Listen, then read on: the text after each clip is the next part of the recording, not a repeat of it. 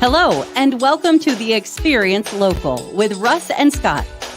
Each week, they bring you conversations with local Christian businesses and business owners. Join in every Monday live at 9 a.m. Pacific on LinkedIn, YouTube, and Facebook. Catch the audio on KWIL 790 AM Monday evenings at 6 p.m. The Experience Local is brought to you each week by wonderful sponsors.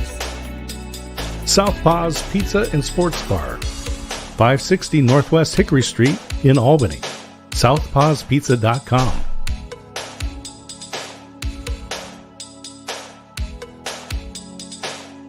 Independent Merchant Brokers, low-cost and no-cost debit and credit card processing. 877-460-4747.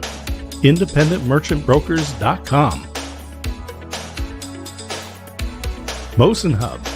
Since 2012, Bosun Hub has built over 350 websites and many ad campaigns. bosunhub.com. Adams Ribs Smokehouse, 210 State Street in Salem. 503-362-2194. adamsribssmokehouse.com. And now, your hosts for the Experience Local, Russ and Scott. Happy Monday, everybody. Welcome to the Experience Local, live with Russ and Scott. And we are so happy to have you with us. Right, Scott? Yeah, always. This is a new show for us. This is episode number 2. We've got a great guest today, and I'll let you introduce him in a moment. But I'm looking forward to Friday night because it's going to be Celebrate Corvallis, and Bosun Hub is owned by Stephen Hodges, and he is nominated for Junior First Citizen of the Year. So it's going to be exciting Friday in Corvallis. That is going to be exciting. In fact, I have been blessed a couple of years to be nominated at Celebrate Corvallis, and that is such an amazing event. You know, it's all about the local community, and really what this show is all about is bringing people together through local chambers and through local events and through local groups. And I'm just so excited about this show where we talk to believers in business. And I love that as well. Right, Scott? Absolutely. And it's always inspirational. And with that, let's bring in Jim. Let's do that. You know, we're so blessed and honored, both of us, to have an amazing friend, Jim Kuhlman with State Farm Insurance, who is an amazing man and loves the Lord. And we're going to bring him in this morning and let him introduce himself. Good morning, Jim. Good morning. How are you doing? Oh, man. Hey, ready to go. Monday morning, hitting it with the ground running. There you go. That's right. And, you know, I tell you, you are have been such an amazing friend for so long. And I know all the amazing things you're doing, but why don't you give everybody a little snapshot? Who is Jim Kuhlman and with State Farm, and what are you up to? Yeah, well, I'm married, got 3 adult kids. So we're in the empty nest stage, which is fun. I've been a State Farm agent for just over 20 years here in Corvallis, and now we have a second office in Lebanon. And it's been a real treat. I got into this, basically because I really felt like God spoke to me and gave me this vision. And, prior to that, I'd been a teacher, a coach, a youth pastor, kind of a bit of an entrepreneur, and then realized, wow, I get to do all those things in one through my State Farm agency. And the fact that I feel like wear my pastoral hat is probably one of the greatest aspects of getting to do it. And Jim, that's really how we met, was part of your community involvement. Was way back when your son Curtis and my son Ian were playing Pop Warner football, and we ended up on the same team together, and we're able to coach both of our boys through all those seasons together. And that's what you've talked about in the past, is that this career with State Farm was really provided by God, gave you a vision. Can you talk a little bit more about that and how it's allowed you to be involved in the community?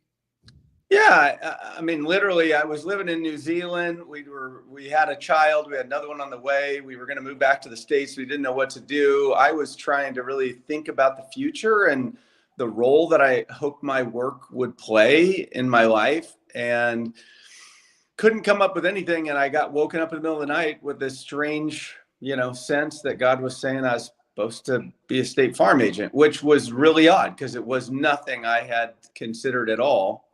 But yeah, I really came into this, I think, with a clear picture that I wanted to serve our clients, and that that I get to serve the community. I think that part of it has been a real joy, getting to serve the community, being local, being involved financially, encouragement. We live our life here, and it's a real gift. And of course, the other piece of the puzzle that has become even more significant as time has gone on is the impact I've had on my own employees, and getting to see them develop, grow, reach their dreams and goals in life, and us getting to have a part of it. Yeah, I love that, because the impact you have had on me, Jim, just as your friend, has been awesome. And I am so thankful for all that you do. And I'm all about connection and community building, but I think the way your faith plays such an important part of that, tie that together for us a little bit, because I mean, you've talked about God waking you up and saying, hey, you're going to be a State Farm agent. And, Yeah. But it goes deeper than that. Yeah, I love how my life feels integrated, that I can be me. We often talk on our team, I have a, big team and a variety of different type of people, and come from all walks of life. And we talk about, hey, you can be you and I can be me. And in being me, I feel the freedom to share, my faith, but in a way that's real to me, that's authentic, like what I think, whether it's, gosh, I really feel like, we need to approach these clients with truth in love, because that's how I saw Jesus model this, or let's assume the best and give grace, because that's how I've experienced God in my life. And so trying to, like it feels like every day I actually, it's what's interesting is I probably feel as much, if not more, of a pastor in this role as I did when I was paid by the church. I get to enter into people's lives. And I think because, we talk about in the insurance world, the biggest door into the house is the garage door, like auto insurance. But we also, I believe, there's this sense that an entry into a lot of people's lives is their finances. And so by entering into a conversation around, oftentimes around money, around protection or risks, or, it opens the door, because I feel like partly I'm just very comfortable in that space to engage with people about relationships and their fears and their future, and try to, it's like there's the scripture, Christ in us. By being, by simply being, I'm hopeful that there is some sense of God's presence in whatever we do. This is really interesting, because in so many jobs, you feel like you're limited by being a believer. And I'll just remind everyone that today's believer in business is Jim Kuhlman, and he has an agency both in Corvallis and Lebanon. And we've known him for a lot of years, 20 plus years, right? In the agency. One of the things that impressed me about you and Amy was the commitment that you made. You're involved with Young Life, which is a great organization, very impactful in my life. You guys actually bought a house specifically to be engaged with the kids back a number of years ago. Yeah, we used to live out in Southtown, which we love that little community out there. Had some dear friends that we'd sort of encouraged to move out there, and we raised our kids. But once they got to high school, it felt like we needed to make a deeper investment. And so we bought a house right across the street from Corvallis High School. And it really allowed us, to, I felt like more engaged with that community of kids. We had, obviously, every Friday morning for, 5 years, I made pancakes for a big group of guys as they grew up through middle school and high school, and would feed them with both, some food and a little scripture before they headed off, really wanting to, impart and be a voice, of faith for these guys. And then the fact that we were so close, of course, always allowed kids to come, to our house for lunch. We were sort of that place, or after school, someone's got a little time to kill before their parents pick them up, and they'd just come and hang out at our house. And we really treasured those years. And it was a commitment, an intentional commitment. And now that they're gone, we then sold that house, let somebody else play that role. One thing I love about your real purpose or why you do what you do, we are so similar in that way. I mean, my why or purpose in life is to inspire and encourage people to live a purpose-driven life, to be world changers and difference makers, to get out there and make an impact and use the gifts that God has given them, the talents to do amazing things. And you're all about that. You're all about helping your employees, your customers, the people in your community, the people in your church. And I just love that. And I think that there's so many people that are missing that real why or purpose in their life. They don't really know. And I know that that's such a driving force for you. Can you speak more to when that really hit you, that was really your calling on life? Well, all that you're doing now, inspiring, encouraging, sharing the Lord with other people. Yeah, I think even I go all the way back. I met Jesus in high school and had some great leaders in my life. And I was involved with Young Life. That was kind of my entry into the church and into the faith, and had a lot of examples for a number of years, before it really clicked. And I remember as I headed off to college, I felt like one of my Young Life leaders, I felt like him whispering in my ear, like, hey, salt and light, go make a difference in the world, take Jesus with you wherever you go. And it really had this sense of like confidence, like, hey, you can, go create the community that you want. And so I went to Pacific Lutheran University up in Washington, and I don't know, had this sense of like, okay, I have this mandate, this responsibility to create, to sort of bring people together. And it's interesting, that first year I met a group of guys and gals, and to this day, we are all still friends, and we all still bring our families together for a week at Black Butte Ranch, and get to enjoy, decades of friendship with each other. So I don't know. It seemed like it was always that way, that I had this like it was my responsibility. Maybe, I'm a youngest in my family, but I kind of feel like sometimes that oldest in some ways my siblings were so much older. I was an only child, but that person who feels the responsibility, like, hey, I gotta, but it was an honor. It's an honor to be used by God. And life is a sweet opportunity, I feel like, to make a difference. And every day I feel so blessed, and I want to honor, really the days that he's given me. I love it. And one of the things you mentioned was talking about how you're able to pour into your employees and impact their lives as well. One of the things that we've talked about is the opportunities that opens up for people to come in and work with you, but also when you develop people, they move on. And talk about that, about your employee development and what that means when people learn from you, but then they also have the opportunity to leave. Yeah, I try to really emphasize that, whatever season of time someone's with me, I want it to be a rich, challenging, growth-filled season.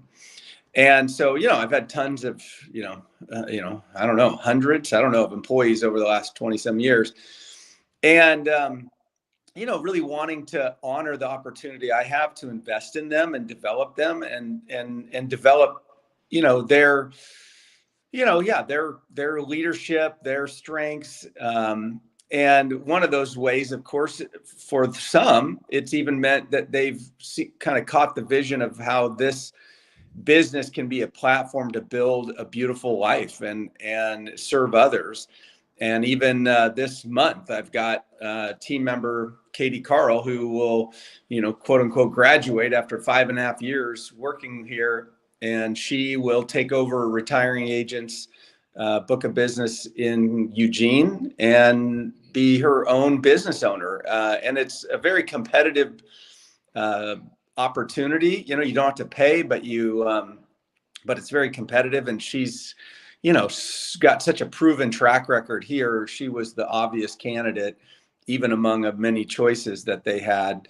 And the fact that I can play some role in helping, someone like Katie, find their career that has been as meaningful, as mine has been to me, I really feel like is outrageously impactful. Like I feel like I make, I serve our clients, I help in the community, but when it comes to my team, I mean, I have the opportunity to literally change their life and generationally, impact people's lives, because this is, for the right person, this has just been so rich. So and I've got, Matt and Will, or Jolynn, Alicia. I've got several others on the team right now who are somewhere else in that, lineup that they too will likely eventually move on. And, I don't get anything for that when they move on, except, the deep satisfaction that we all get to play a role in serving others. Yeah, I love that you're all about serving others. I mean, that and you care about what they want and what not only your employees want, but what your customers want and what's best for them. And that means a lot, because not everybody has that. And I think, God's instilled that in you, obviously. When I first met you and learned how you were training and developing these people like Katie, she's an amazing person and friend that's going to go off and do that. I just think that is really, really an amazing thing. I just want to pause here too, because of where I'm falling in the show, and let everybody know, hey, we're speaking to Jim Kuhlman of Jim Kuhlman State Farm, who's an amazing friend of Scott's and mine and a believer in business. And we're so grateful, Jim, to have you here. It has offices in Corvallis and Lebanon. I've been to both several times, many times over the years. In fact, sometimes Jim wants to get rid of me, I think. But, I think, Jim, you have really blessed me with that whole attitude too. I think it goes well beyond just your employees, just your customers. But when it comes to the community, like we talked about before, you have really spoken into my life, and you take time for that. Why is that so important for you, to be able to reach out to people, even when it means you're not going to get anything back possibly?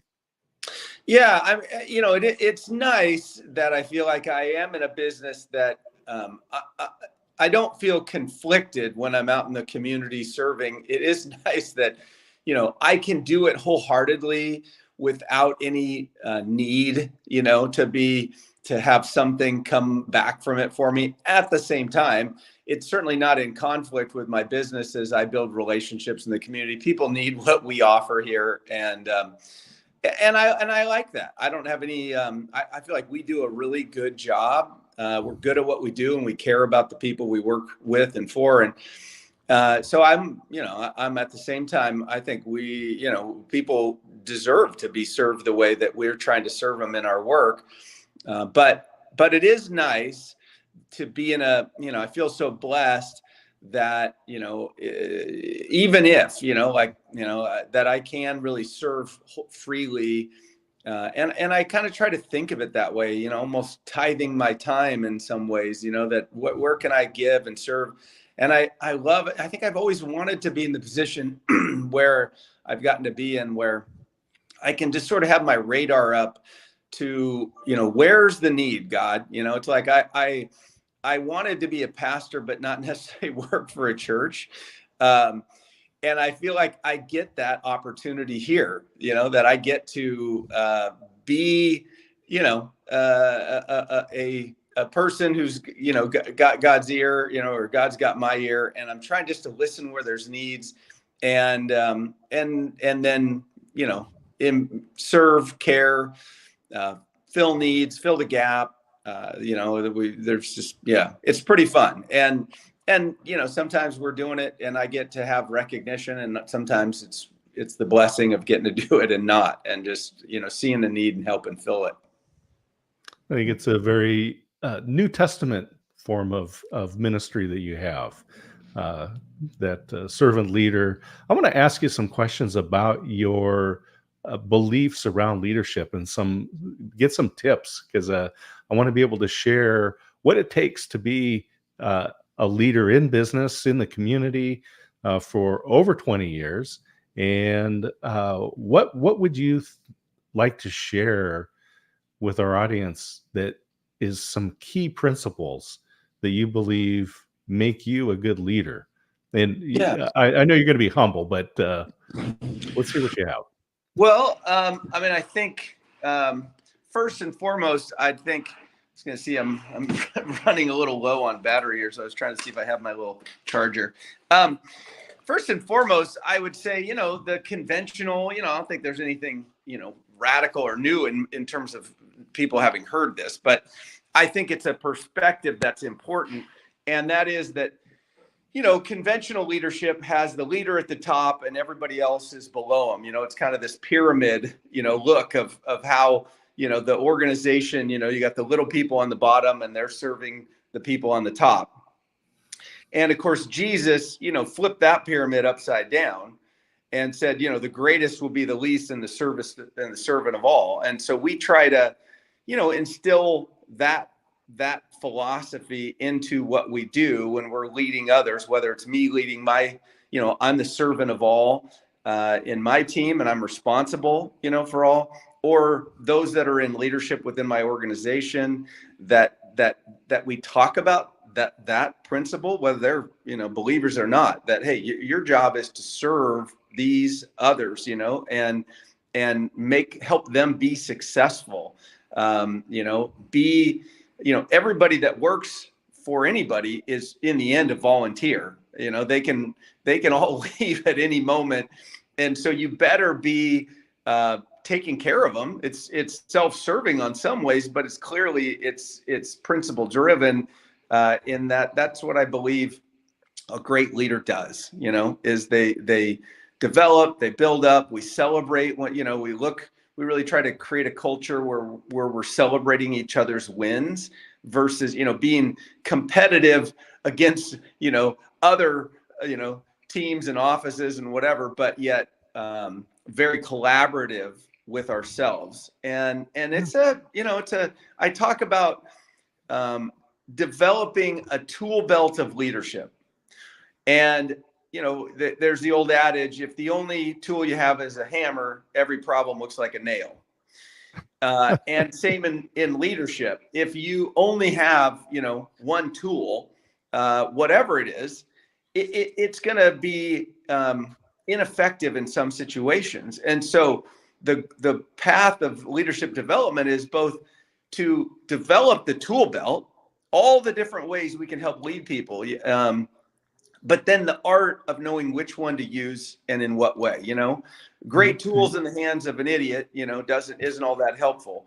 But boy, the right tool, can be so profoundly important at the right time if you have it, and you know how to use it, and makes life so much easier. And so, it's both, there's things practical, but then there's just an art, and that art comes, I think, from partly, of course, that sense of caring and, listening.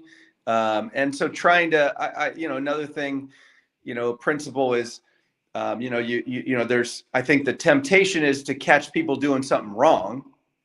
And if something to remind myself is, okay, I need to catch people doing something right. Yes. And I need to when I'm trying to say deliver a message of, challenge or correction, we talk about a hero sandwich, that it's like, you need to have, the top layer is, hey, we love having you here. We appreciate you're doing a great job. We can tell you're making a heck of an effort, but here's one area that we've had some trouble and we really need to see change, and then finish it with that hero bun of, but I know you can, I know you will, I know you want to, I'm here to help. And so I'm excited to see, that you're going to take this and run with it, whatever, I think there needs to be a 2-for-1 at least of positive to negative, or, to simplify it. So those are some thoughts.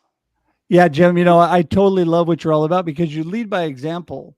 And I love that, catch people doing something good is something that we should all be focusing on. And I appreciate that. So that was a gold nugget all of its own. But what we'd like from you now in our last couple of minutes is to have you give us your gold nugget of the day, what you really want people to remember from this conversation, and then tell everybody, how do they get in touch with you? Yeah, I'd say, gold nugget is, I think people,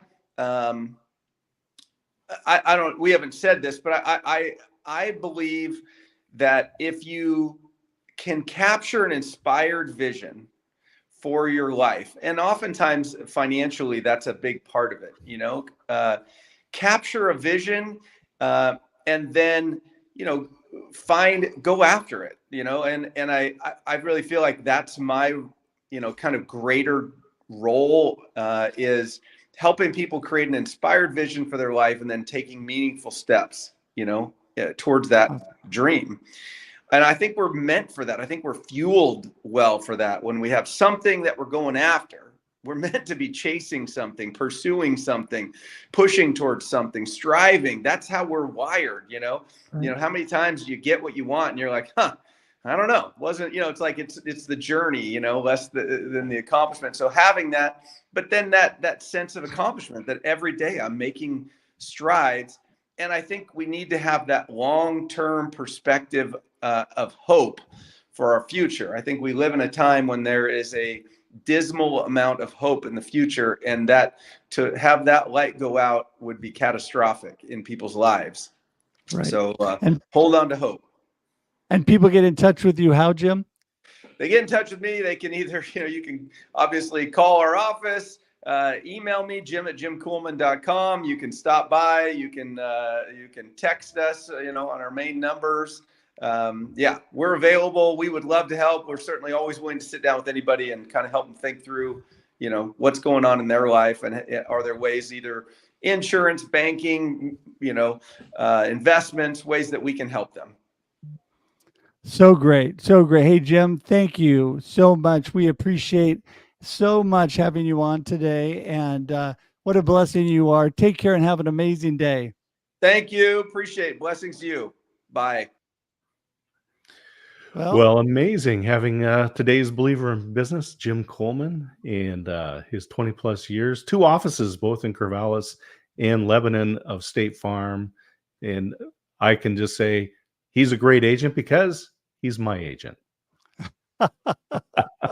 Well, that is good. And I am with State Farm as well. And yes, what a blessing he is. As you know, I'm all about connection and community building, and he is a great instrument of that. Jim is doing amazing things. So I'm thankful for having him today. Don't forget, we're here every Monday, and we're thankful that you all join us in the Experience Local, Believers in Business. And Scott and I are here to inspire you with these amazing guests. And Scott, do you have any closing words before we go? I'll just say thank you to our sponsors for making this, the Experience Local, possible. All righty. Thanks for joining us today, everybody. Thank you for tuning in to the Experience Local with Russ and Scott. Listen to the program on Spotify or wherever you listen to fine podcasts. Join in every Monday live at 9 a.m. Pacific on LinkedIn, YouTube, and Facebook. Catch the audio on KWIL 790 AM Monday evenings at 6 p.m. We look forward to seeing you next time on the Experience Local with Russ and Scott.